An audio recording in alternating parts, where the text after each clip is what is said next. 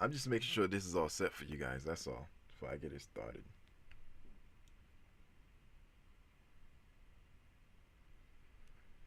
All right, all right, all right, all right. Okay, cool. So we have Mayor Adams. It's about to talk, and after that, I gotta be out. Right. So, um, I'm supposed to have something for you guys later on. All right. All right, guys. Here we go. Mayor Adams. He's about to drop the mic, letting you guys know what happened, how he feels, how he was a wonderful mayor, and he did all these things, and his history, who he is, what he's about. And this reporter apparently he didn't like because I guess he kept on saying things about him that he didn't feel like was warranted. For his history of doing, according to him, good for New York. So here it is. Here it is. Let's go, baby. Let's go. The fuzzies there. Oh. Anyways, they'll probably go with some. And your personal sick vendetta and the sickness of how you think of over-sexualizing a black man, that in the book it stated that there was a sexual action in Borough Hall. That was never in the book. But that's typical of the sickness and the darkness of your sick mind. You're one of the sickest reporters I know. Go to the next question. You're a sick person.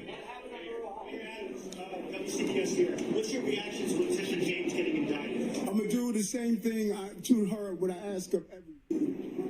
Thank you. If you on top.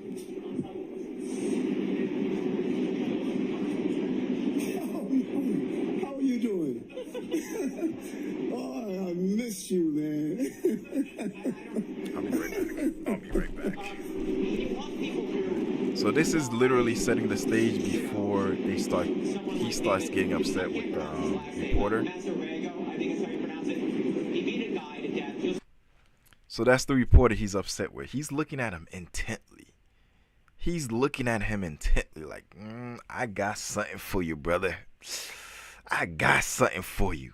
He's ready to, You know what's interesting? Everybody's looking at the reporter like, yeah, we know who you are. You back, huh? You back, huh? Look at this guy. Somebody look at him. Somebody look at him. That man said, I'm about to tell you one now. I'm going to hold back. I'm going to hold back. Let's go. About the J Street Metro Tech subway station a couple of days ago. You're here talking about all the steps you're taking to fix this problem, yet you still have attacks like this unfolding in the system and around the system. Why? Yeah, and that's a valid question.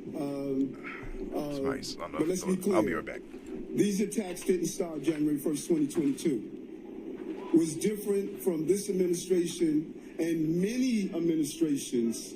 I can go over my days as a transit police officer, my days as a state senator, my days as borough president, as seeing similar cases. The difference here and others is that we said we're not going to sit back and ignore the problem because it's real. And what are we fighting against? We're fighting against state lawmakers that don't seem to understand what involuntary removal means. There are people who need care that don't know they need care. There are people who are going through the revolving door system that are constantly coming back out over and over again. So we're fighting with not only making sure they get the care, but we're fighting with lawmakers. Lawmakers that are not on the ground, riding the subways like I am, and seeing how hard it is to talk a person off the street. And so can I stand here today and say because of Scout and PATH and because of the work we're doing, we're not going to have those incidents? No, I'm not. I can't say that. But what I will tell you is that we're saving lives. When you took 1,000 people off our system and gave them permanent housing, when the 20-something thousand people we spoke with and made sure that we can offer them the housing, everything that's within my control, we're doing.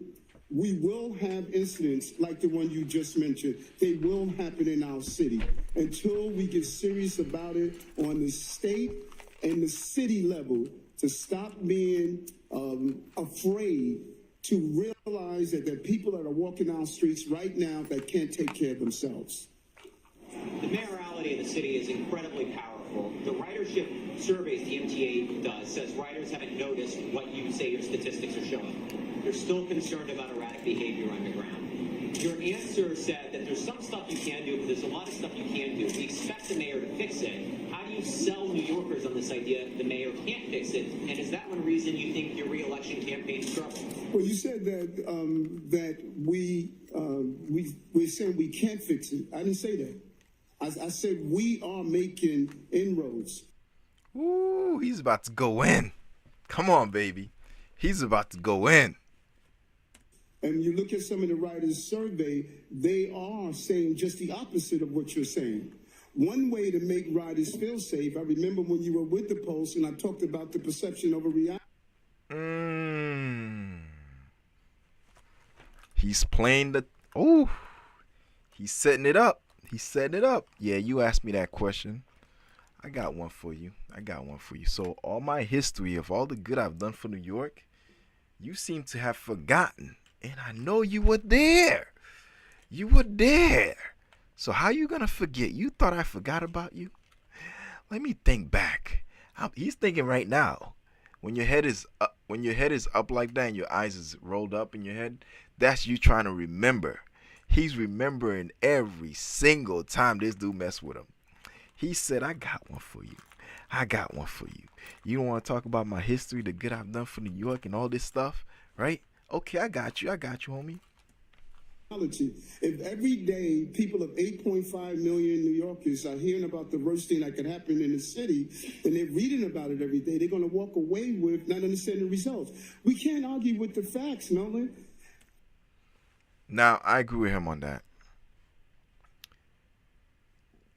What that is doing is fear-mongering, because if you keep publicizing events that's happening as like bad and you're not even talking about the good also, then that means it's one-sided and you're only talking about the bad about New York, right? And the transit system. Are there good things that happen? Yeah. Is there bad things that happen? Yeah. But it seems to be that they're catching more of the bad than the actual good. And I think that's what he's trying to say. Like, hey, we've been doing a lot of good stuff too. Like, why can't you talk about that? However, for him, bad news tend to sell more. Like this channel, right? I could just go all out. I could just have things and talk about things and review stuff and just, put it in a way where like it's attractive to everybody. But I stay calm, collected, and I just give you stuff that's just relaxed. At least talk about certain points of like, what I got going on right now. How does this play out into what, we do in the apparel world right now?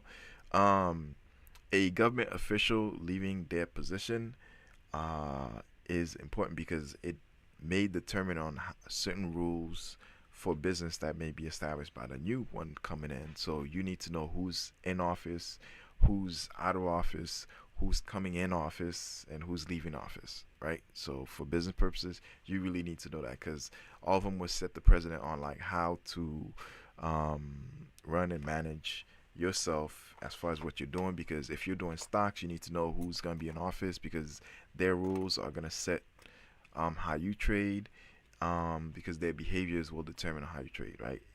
If you have a business, you're going to need to know who's in office, because they may come out with a rule that may stop you, such as, you have tariff on everything. Now everything went up, right? Or you may have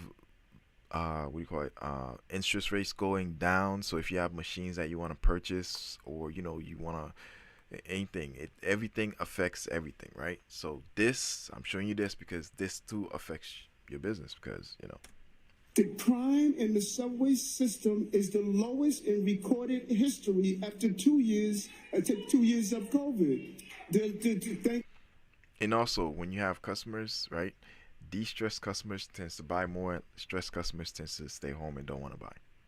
Thank you, ma'am. And you're right. The lowest. I mean, if the number says something different, we can't stay here. The lowest in recorded history after 2 years of COVID.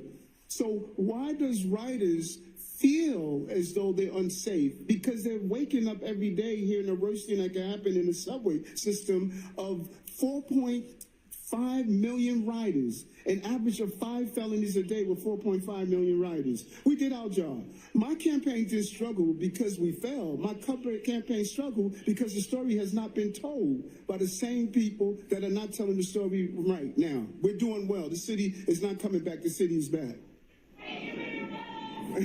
That was well said. That was well said. All I can say is, you're going to miss me when I'm gone. All right. Come on, let's get to what we came here for. Go ahead.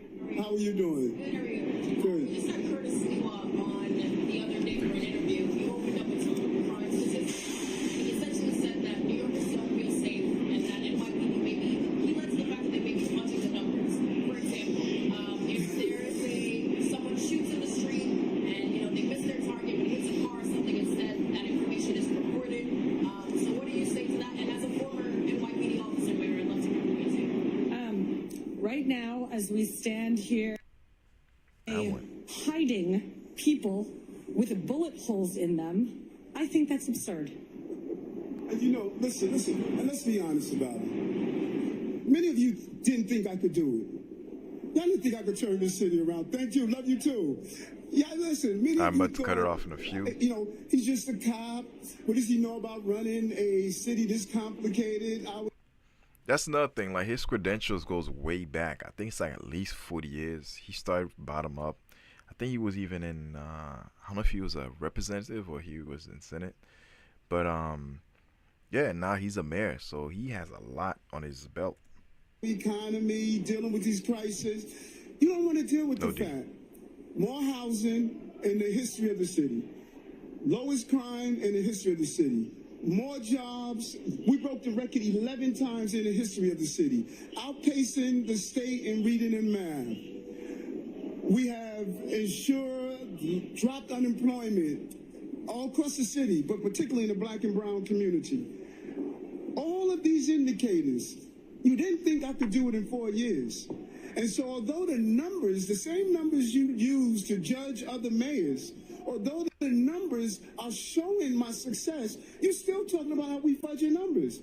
Bond raters just announced the other day, we're going to raise Eric Bond again. What is it going to take before you drop your hate and say, listen, the guy did the job. I'm not running anymore. So you don't no longer have to do this whole charade. I turned the city around, folks. Come on. Look at the numbers that you judged other mayors by and then put me side by side and say, okay, let's look at what other mayors did around housing. Eric has zoned the city to build more housing than Bloomberg and de Blasio 20 years combined. Eric has turned around the economy. Broadway had the best 12 months in recorded history. Crime is at record levels. Just report the facts and stop coming up with all of these creative ways of saying Eric failed. Eric didn't fail. Eric did the job of a working class mayor. I always told you, a working class mayor can turn this city around, and a working class mayor did it. And Well, there you go. There you go. He said it. He said it. Bam. Wow. I gotta go, guys. He said it. He said it. He dropped his mic and he said what he was gonna say. I was gonna play the part with the guys where they came out of nowhere. I mean, where he was just talking about the guy and all that stuff. But it was already in the beginning. So I'm like, I'm not even going to go to it. But yeah, so I got to be out. Like, subscribe, Levi Pearl. I appreciate you. Appreciate you. Again, that was wonderful. That was wonderful. Sorry I was going so far. I thought this was off. But